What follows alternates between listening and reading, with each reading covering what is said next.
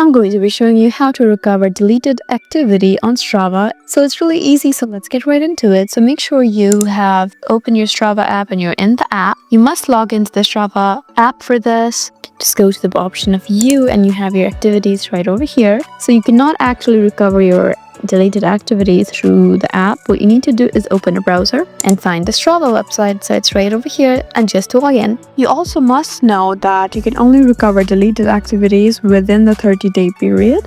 So make sure you are in the 30-day period in order to do this. So after you need to find your activities option. So your activity feed is right over here. It's right there under training. Just tap on my activities. So after here, you can find right next to my activities, it says recently deleted. Just go ahead and tap here. As you can see, I've not actually deleted anything, but if you have, then you can just recover it through here. So there you go.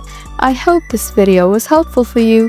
Please leave us a like and drop us a comment down below, and we'll see you again in our next video. Thank you for watching.